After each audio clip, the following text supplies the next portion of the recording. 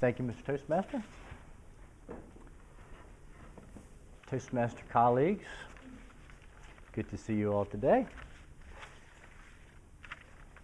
Everyone in this room, if you've been here for about a year or so, is probably familiar or has at least heard of the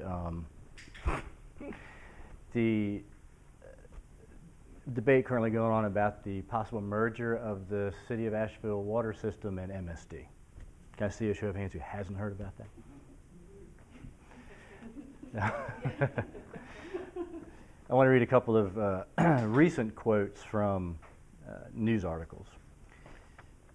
End quote.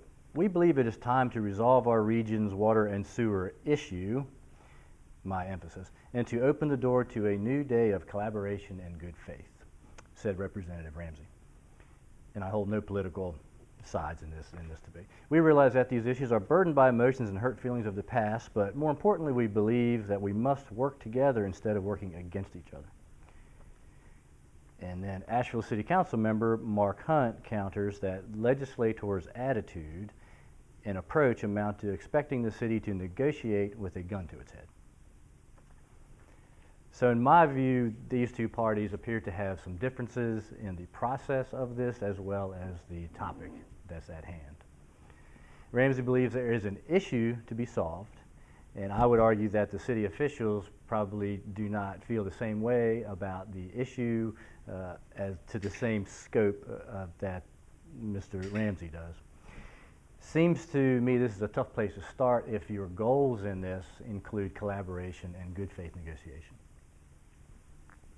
This situation is an example of a decision-making model based mainly on an authoritarian approach, where an agency or group determines a course of action and forces that change on a group of stakeholders. And normally in this situation, the stakeholders will feel like their voice isn't heard, their input is not valued, and therefore they feel that it's a bad process. So I'd like to discuss a very different mode of decision-making, and one that can ultimately deliver much better outcomes, can build long-lasting partnerships, and also build capacity to resolve issues in the future that will most likely come up, similar to this one. So I was introduced to this model of decision-making at the Natural Resources Leadership Institute at NC State University, which I'm now a fellow of. Their mission is to train leaders in the state and in the region in conflict resolution and also this collaborative decision-making model. And working for the North Carolina Division of Water Quality, as I do, we have lots of opportunity to practice resolution skills because there's always events that cause conflict when you're dealing with natural resources. The collaborative decision-making model is based upon some core values such as full participation, mutual understanding, inclusive solutions, and shared responsibility. And most often the facilitators are employed to make sure that these values are honored during the process. This approach to making decisions does require often more amount of time than the authoritarian approach will require.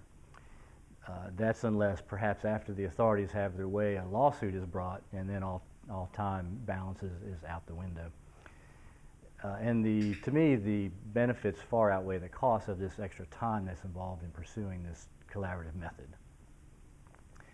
There are times when you wouldn't use this method, and those are times when it's in a situation where it's hazardous or there's a critical emergency situation where time is critical, so you wouldn't go through this process in those situations. But I'd argue that all leaders should at least embrace the values of collaborative decision-making in order to improve processes where you're including everyone, the opinions of all stakeholders. I'll give you an example of something that I have done recently using this method. The Division of Water Quality is required by law to provide the opportunity for public comment through many of its processes. And one of the processes is when we issue wastewater discharge permits. The division issues permits under the Clean Water Act for facilities to discharge wastewater to our creeks and rivers and lakes around the state. And those permits are drafted, and then they're required to be put out to public comment. That's in a North Carolina statute. And this requirement serves a noble purpose in bringing input to the process, but if it's not handled well, it meets the statutory need but does not really bring value to this process. We have about 25 trout farms across the region, and these permits come up for renewal every 5 years or so. And we recently went through this renewal process for these trout farms. And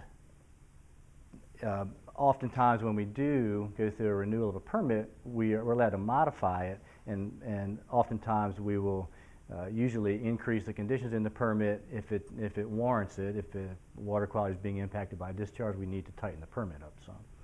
And the permittees often feel like this is a burden when this does occur. We add something to the permit, now it's more of a financial burden for them.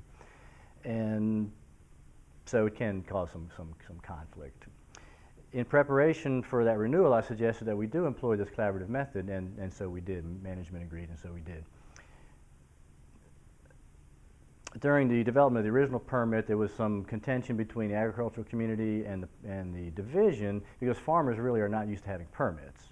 And so the process was a bit, there was some conflict involved in the process, and seemed to be there was a better way to do it than we had originally done it.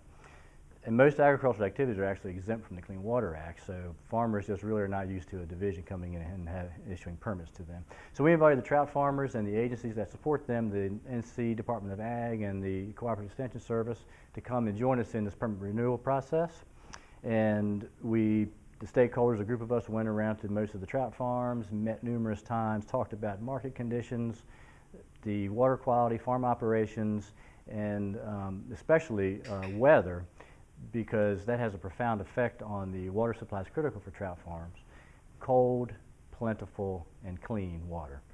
So through the process, several things occurred. We built trust and mutual understanding. We gained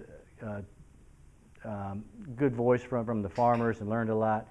And during the modification of the permit, we actually had very few comments. It went through without much fanfare. So a renewal such as this could have gone in a very different direction, particularly a direction involving politicians, newspaper headlines, and upheaval.